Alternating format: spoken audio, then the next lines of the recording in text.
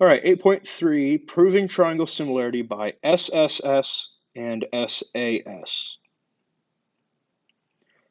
So theorem 8.4, side-side-side similarity theorem.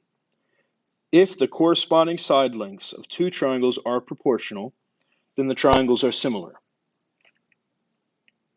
In the previous lesson, we said angle, angle, right? And that one only dealt with the angles, right? No sides. This one only deals with the sides, no angles. Next up, theorem 8.5, the side angle side. If one angle of one triangle is congruent to an angle of a second triangle, and the lengths of the sides including these angles are proportional, then the triangles are similar. So what this is saying is that if we have a triangle, and there's an angle here, and the two side lengths next to it that make that angle are proportional to the other triangle, then they're congruent, all right? So this one's a mixed bag. It has both of them. The big deal with 8.5 that can sometimes be confusing is that it has to be the sides that are making the angle, that are touching that angle, okay? If it was a triangle where we're talking about this side and that side, and we're given this angle, then we can't say anything about it, right? Because that angle is not made by those two sides.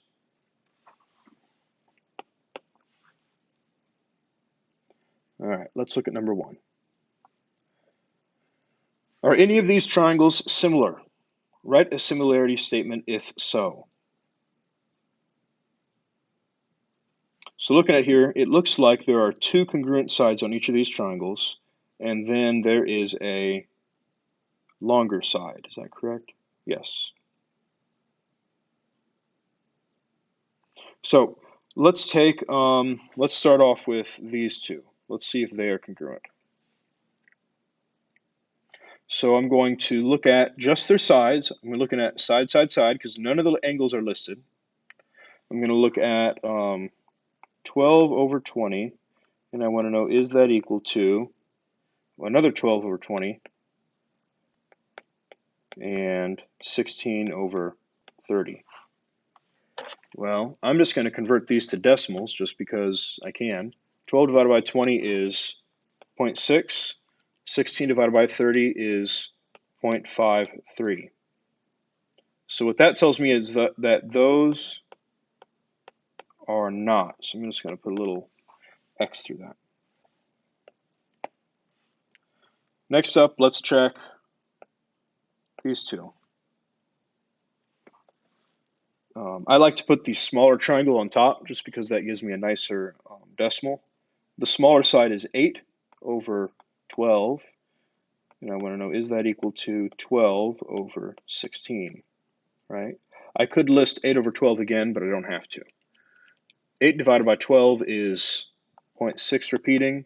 12 divided by 16 is 0.75. So they are not congruent either. Lastly, we'll check the two top triangles. The smaller one on top, I'll say 8 on top and then 20 on bottom, and 12 and 30. 8 divided by 20 gives me 0.4. 12 divided by 30 gives me 0.4. So those two triangles are similar, right? Because their sides are proportional. So now I need to write a similarity statement for these two top triangles here. Let me circle them so we remember what we're talking about. Oops. Okay. I'm going to deal with the left triangle first. Triangle TUS is similar to triangle. Well, T is between the two shorter sides. So I need to find the point that is between the two shorter sides on the other one, and that's going to be W. And then I'll go clockwise, VX. V, just to check myself, V is between the short and the long. U is between the short and the long. So it looks like we're going to be good. And this is my thing, and I'll write by side, side, side. They're similar by side, side, side. Number 2, are these two triangles similar? And if so, we're going to write a similarity statement. These ones are nice because they have the right angle there. It kind of orients ourselves.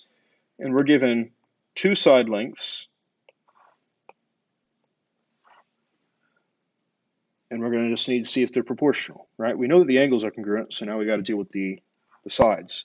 We have 18 over 24, 21 over 28. So if I take 18 divided by 24, that gives me 0.75. 21 divided by 28 is another 0.75. So yes, these are similar. So we can say triangle RST is similar to triangle NPQ by, well, this time it's side, angle, side. All right, that is that. Make sure you have these theorems somewhere, and good luck on your homework.